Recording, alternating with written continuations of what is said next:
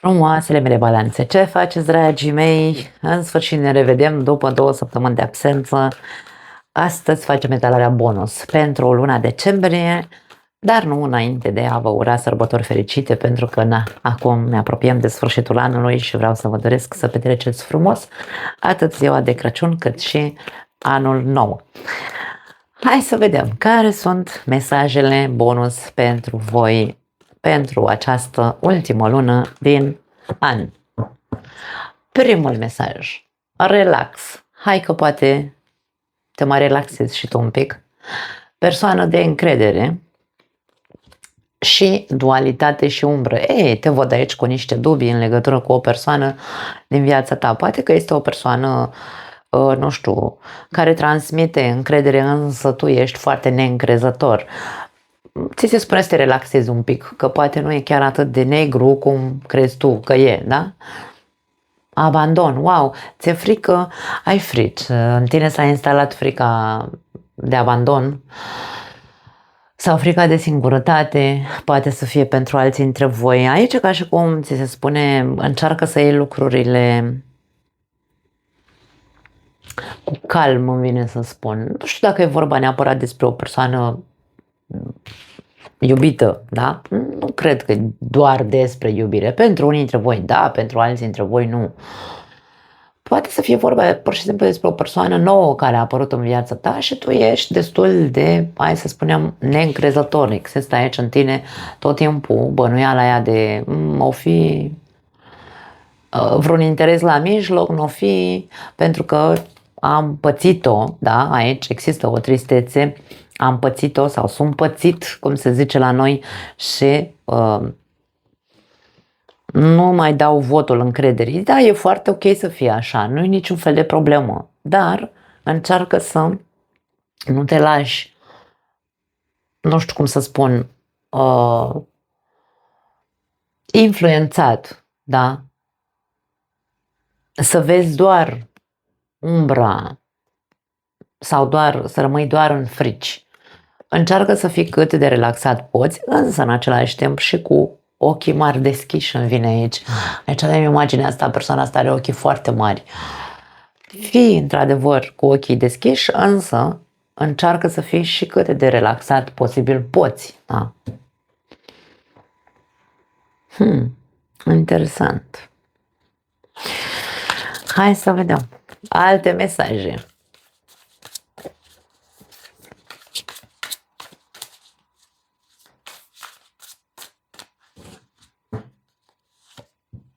Doi de monede. Uite, doiul de monede este cântăreala, cum îi spun eu, da? Mesajul este următorul. Când viața devine haotică, caută o modalitate de a te împământa și echilibra.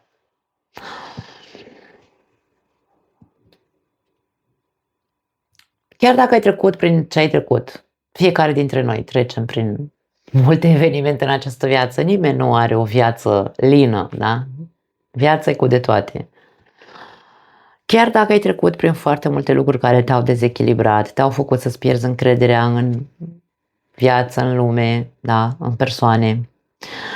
Chiar dacă ai trecut prin suferință, ai fost abandonat sau tu ai abandonat sau te simți abandonat, te simți singur, al nimănui, cumva, toate acele sentimente și trăiri pe care le-ai avut și așa, încearcă să le păstrezi într-un fel sau altul, într-un echilibru, îmi vine aici mesajul pentru unii dintre voi. Încearcă să echilibrezi atât evenimentele sau situațiile urâte prin care ai trecut, cât și cele bune. Pentru că de multe ori balanța este întotdeauna, nu balanța ca persoană născută în zodia balanței, ci balanța, o balanță normală.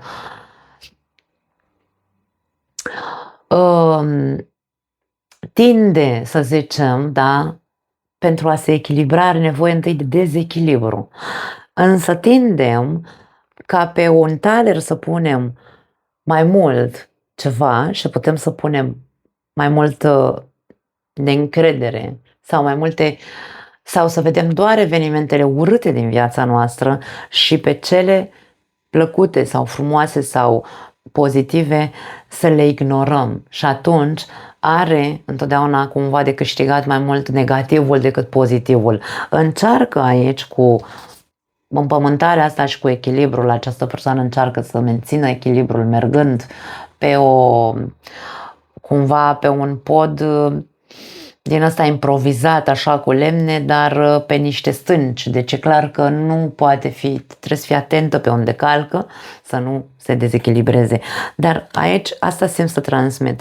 Indiferent prin ce ai trecut, cu siguranță au existat și foarte multe momente frumoase în viața ta. Așadar încearcă să echilibrezi acea balanță de evenimente. Să nu le mai vezi doar pe cele care îți inspiră tot timpul frică, neîncredere sau, nu știu, tragedii de genul ăsta de vai, ce singur sunt sau o să mor singur sau ce știu ce zici tu acolo. Da? 10 de spade. 10 de spade, cartea suferinței. Dar în același timp este și sfârșitul suferinței. Este cartea victimei. Ok, ai fost victimă și tu și eu și fiecare într-un anume moment al vieții noastre am trecut prin acest printr-un anume eveniment în care am fost noi victimele. Însă, aici mesajul este următorul. Oamenii răniți rănesc alți oameni. Indiferent de rănile pe care le ai.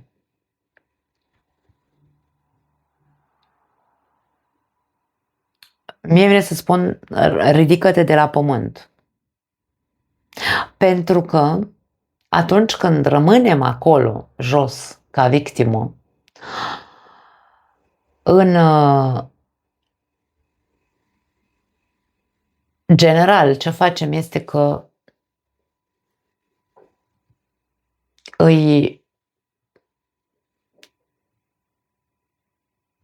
hai să zicem, îi înveninăm pe ceilalți cu propriile noastre trăiri. Tot timpul ne plângem că uite, de-aia n-am eu încredere, pentru că mi s-a întâmplat nu știu ce. De-aia nu pot să mă ridic de la pământ, că nu știu, lumea mi-a dovedit că nu e de încredere, da?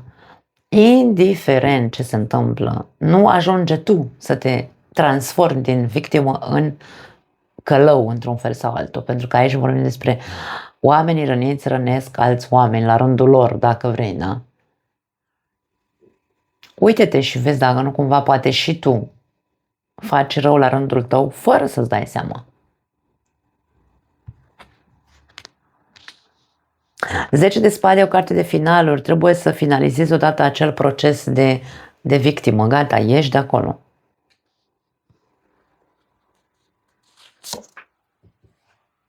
Opt de bâte. Aprinde focul sub ceaunul tău, îți spune, și du-te, du-te, du-te. Aici avem, dacă ne aducem aminte cum arată imaginea optului de bâte din tarotul clasic, știm că sunt 8 bâte îndreptate în sus, da? E ca și cum viziunea trebuie să fie una înaltă, să țintim sus. Aici avem cumva, îmi vine să spun, niște vrăjitoare. Bine, acest set de oracol este bazat pe, nu știu, imaginația creatorului a fost bazat pe vrăjitoare.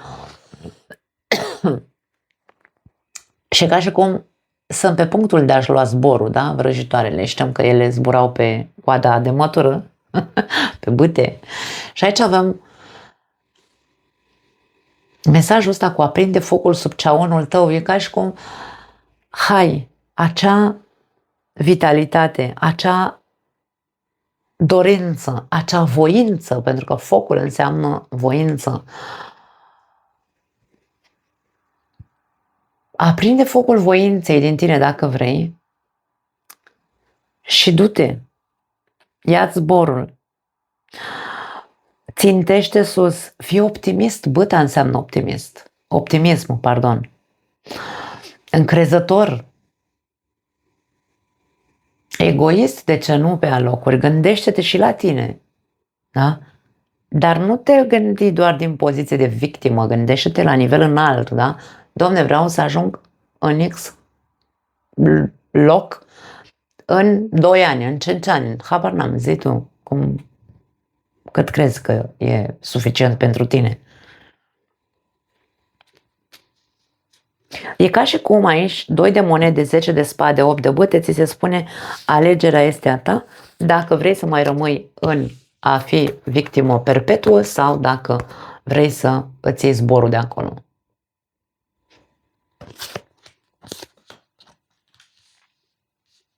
La capătul cărților avem 8 de cupe. Ceva trebuie să lași în urma ta. Este foarte clar. Dacă viața ta este stagnantă, ți se spune, sau plictisitoare, explorează un peisaj nou. Schimbă locul și norocul. Du-te, nu știu, 2 zile dacă îți permiți, du-te și vizitează, nu știu, un alt oraș, nu contează. Da? Ieși de acolo să ți se relaxeze un pic corpul, mintea, nu știu, emoțiile sau din punct de vedere emoțional să te calmezi un pic, da? Să te relaxezi un pic. Dacă există plictiseală în viața ta, fă ceva să ieși din această relaxare, poate fi leneveală, atenție. Să stau cu mâinile în sân, nu fac nimic, dar toată ziua stau și mă plâng, aoleu, ce lume plină de persoane false. Nici așa, da? Deci, hai să vedem, ne echilibrăm, cântărim și vedem ce putem să facem, pentru că aici trebuie să luăm o decizie. Noi decidem dacă vrem să mai rămânem în acele gânduri sau dacă vrem să o pornim cumva, nu știu dacă de la zero neapărat, dar cel puțin să încercăm să punem o altă viziune. Să ne schimbăm viziunea asupra vieții. Hai să vedem ce zic îngerii iubirii din punct de vedere sentimental sau, mă rog, amoros. Ce mesaje sunt pentru voi?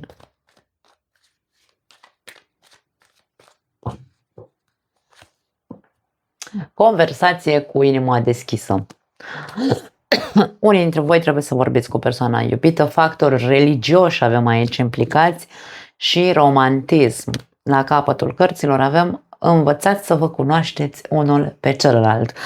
Bun, din experiența mea de viață, din punct de vedere amoros, bineînțeles, pentru că sunt căsătorită de 24 de ani, am și o experiență, ceva experiență. Acum, cu aceeași persoană, ca să ne înțelegem, da? Acum, eu ce am învățat sau ce am descoperit de-a lungul acestor 24 de ani de când suntem împreună și, mă rog, ne cunoaștem din 92, am fost iubiți înainte și după aia ne-am căsătorit.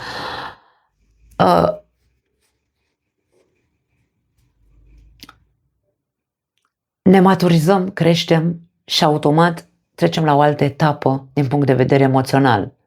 Iubirea dintre 2 persoane care au o relație de lungă durată nu mai este aceeași ca la început și nu spun că lipsește iubirea, este altfel de iubire.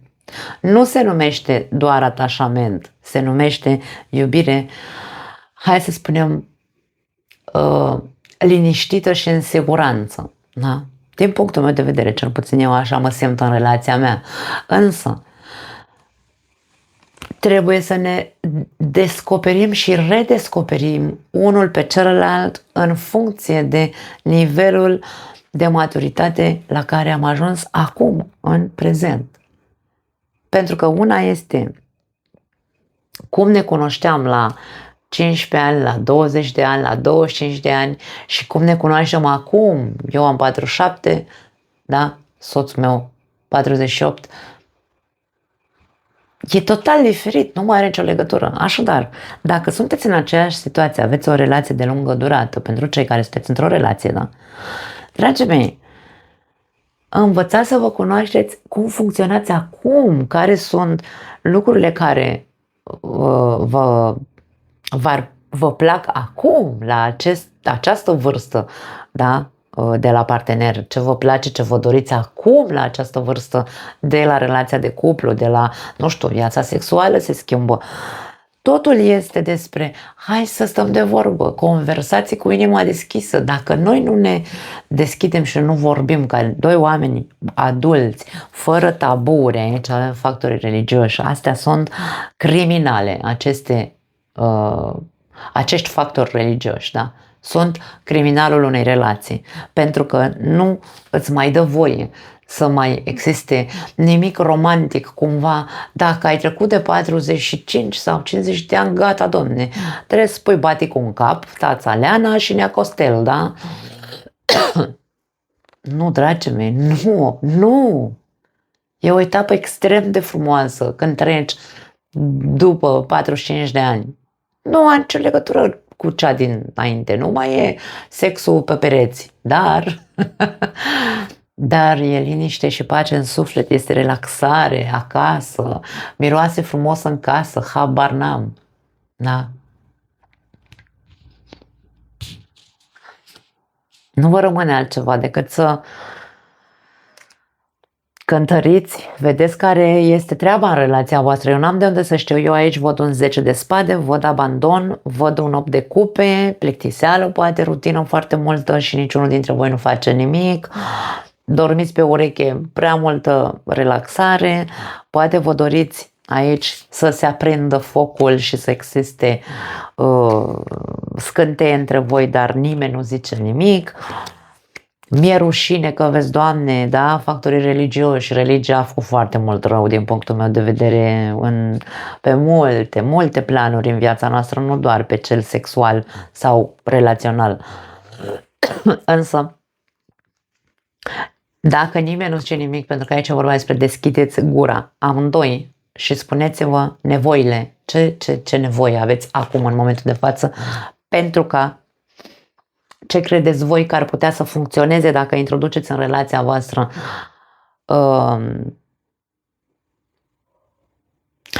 ce credeți că trebuie să introduceți ca relația să funcționeze, pardon, asta am vrut să zic, da? Fără rușine, fără niciun fel de... Dacă aici vorbim de trădare, despre, nu știu, faptul că te simți singur în relație, din nou este despre a vorbi, din nou este despre a cântări, încercați să căutați modalitatea, nu știu, duceți-vă la terapie, faceți ceva, dacă mai vreți să stați în relația asta sau dacă relația merită, că de-aia vorbim de cântărire, da? Merită, domne, persoana asta, poți să ai încredere în ea că vrea același lucru ca și tine? Vrea să echilibreze relația? Vrea să muncească sau nu? Atunci, nu ține de mine să văd în tarot, ține de voi să vă evaluați cum sunteți amândoi în această relație, da? Pentru cei singuri,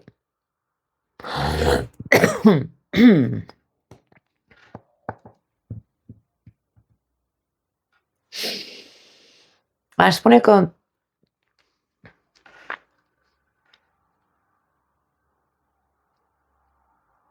din cauza acelor evenimente prin care ați trecut, da, foste relații prin care ați trecut, voi ați devenit destul de duali, îmi vine să zic, și destul de reticenți. Acum, asta am spus-o mai devreme. Dacă tu îți dorești o relație, nu-ți rămâne altceva decât să fii foarte, foarte sincer cu tine. Tu trebuie să înveți. Balanța are o mare problemă. Cea mai mare problemă a balanței este că încearcă să fie bine, să zicem, în relație și e în stare să facă foarte mari lucruri pentru celălalt doar pentru binele relației. Asta e cea mai mare greșeală a balanței, dar, cum să zic, vine în ADN-ul balanței această chestie. Dar poți să înveți să faci lucrurile altfel. E doar o chestiune de practică, da? Este foarte ok să încerci să fii împăciuitor tot timpul și să faci să fie bine, însă să nu fie în detrimentul tău. Pentru că deja ai trecut prin 10 de spade, poate mai multe evenimente sau mai multe relații dureroase, deja ai trecut prin părăsire sau mă simt singur în relație, nu mă bagă în seamă partenerul, ce ai extras de acolo? Ceva trebuie să fie extras. Informații ai, sunt acolo, undeva în tine. Indiferent care sunt fricile tale, să zicem, să mai intri în relație, deschide-te. Însă învață să vorbești cu sinceritate tot timpul. Dar nu vorbesc despre, vezi, Doamne, că sunteți voi mincinoși. Nu. Tu spune tot timpul ce simți, ce te doare, ce te deranjează. Nu păstra pentru tine, pentru că asta faceți.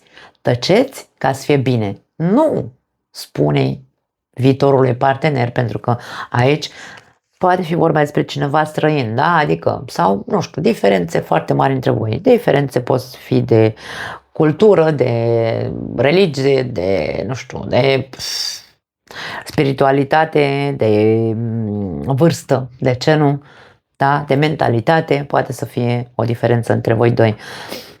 Apare aici ceva romantic pentru unii dintre voi. Poate fi vorba despre, nu știu dacă e vorba la distanță, poate unii dintre voi aveți niște conversații online cu cineva, dar aici ca și cum vă jucați ca șoarecele și pisica, există multă dualitate, multă minciunică, între ghilimele, ziceți fiecare ce vreți să audă celălalt și nu e despre asta. Aici e vorba despre, Doamne, deschide-te și spune, da, uite, eu vreau aia, nu știu, habar n-am. Da. De ce să te ascunzi? După ce te ascunzi? Dacă vrei o relație. Acest mesaj eu l-am mai văzut de foarte multe ori la voi și se repetă în continuare. Probabil că unii dintre voi nu ați integrat în voi această chestie. Învățați să vă cunoașteți unul pe celălalt. Fiecare viața este făcută pe etape, cum ziceam, da? Când am dat exemplul relației mele. Dacă nu respectăm, da, acele etape, nu putem să ajungem să ne cunoaștem cu adevărat unul pe celălalt. Pentru că sărim de la etapa de început în care totul e frumos, arde, sărim la cea de hai să ne căsătorim și am sărit 1, 2, 3, 5, cine știe câte alte etape. În primul rând etapa de conviețuire, aia e cea mai complicată. Eu am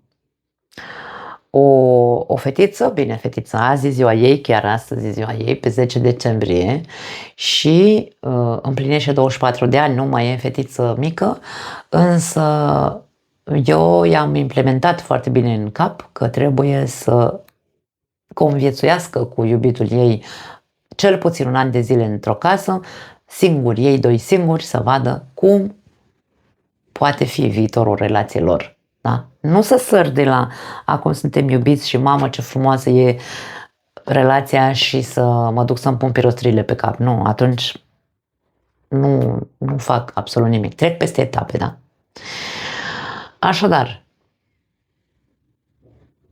învățați să vă deschideți, să spuneți mereu ce nu vă place, ce v-ar plăcea.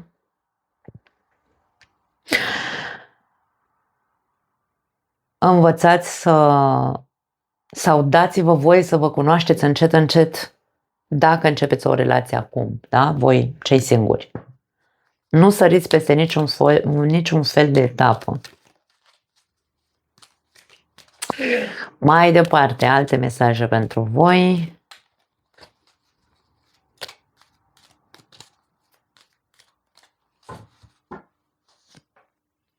Ursul, avem forță și inteligență. Avem calul, care vorbește despre libertate și acțiune. Și avem cheia, închis, deschis. Ca și cum cheia e la tine. Cheia stă în a-ți da voie sau nu știu, a depune eforturi aici. Cu ursul înseamnă putere, da? Depune eforturi, forță. Sunteți persoane inteligente, balanțele, dragii mei. Aveți foarte multă putere înăuntrul vostru, însă vă lăsați, nu știu, pentru alții. Ridicați-vă odată în picioare. Dați-vă voie, cheia e la voi, dați-vă voie să vă trăiți viața așa cum vreți, dar nu din punct de vedere al victimei, nu despre asta e vorba, ci să învățați să spuneți odată ceea ce aveți de spus. Ai libertatea de acțiune, depinde de tine dacă vrei să o folosești sau nu. Avem dintele control și schimbare. Poate că unii dintre voi aveți nevoie să faceți anumite schimbări în voi care au legătură cu nevoia de control. În general, balanța nu are nevoie de control neapărat. Nu are nevoie să dețină controlul, mă refer. Însă, depinde de alte chestii care controlul se poate, hai să zicem, asocia într-un fel sau altul cu echilibrul. Poate că unele persoane din zodia balanței au nevoie de acest echilibru, înseamnă control pentru ei și dacă știți că sunteți controlatori, dacă știți că sunteți posesivi, geloși, de ce nu? Încercați să faceți o muncă cu voi înși vă să scăpați de acea nevoie de a nu vă pierde echilibrul, da? De aici vine nevoia de control. Hai să vedem ce mesaj mai avem. Potențialul tău este infinit. Poți să faci sau să ajungi acolo unde îți dorești. Întotdeauna este posibil să rescriem istoria. Îmi place foarte tare, sau povestea, da? Îmi place foarte tare acest mesaj. Este foarte vizibil cum această persoană are o piatră deasupra capului, da? O ține în mâini, are un pietroi așa și vrea să spargă acest îmi vine să zic carcasă, îmi iese numai în spaniolă, acest melc, că nu știu cum să-l numesc acum în momentul ăsta, pentru că din el cântă sau iese aceeași melodie, e ca și cum s-a săturat să audă aceeași melodie în capul ei. Ne aducem aminte când aveam, nu știu, 5, 6, 7 ani, mergeam la plajă și luam câte o scoică din asta și o puneam așa la ureche și auzeam valurile mării. E aceeași melodie de mult timp în capul tău. Dacă melodia care cântă sau o auzi tu în capul tău are legătură cu victimismul, doar tu poți să schimbi acea poveste. Sparge această carapace ca să dispari din capul tău acea poveste și rescrie-o. Dă-i un alt sens acelei povești. Fă-o pentru tine, ți se spune. Da. Normal că o facem doar pentru noi. Nu atât departe de această situație. Ok. Contradictoriu. La ce se referă nu atât departe de această situație? Îmi lasă impresia că vorbește despre această neîncredere în care trăiți. Pentru că e cumva, unii dintre voi ați ajuns într-o zonă, hai să o numim periculoasă dacă vreți. Atât de neîncrezători în viață sau în persoane, încât ca și cum nimeni nu se mai poate apropia de voi. Și e păcat, dragii mei, să trăiți în tensiune de genul ăsta. De-aia spun că are legătură cu relaxează-te un pic, că poate nu e chiar atât de negru dracu pe cât pare sau pe cât crezi tu că e, da? Sau viața. Cam asta e ceea ce simt să vă transmit. Nu mai am altceva pentru voi, dragii mei, vă pupăcesc, ne vedem data viitoare. Ciao!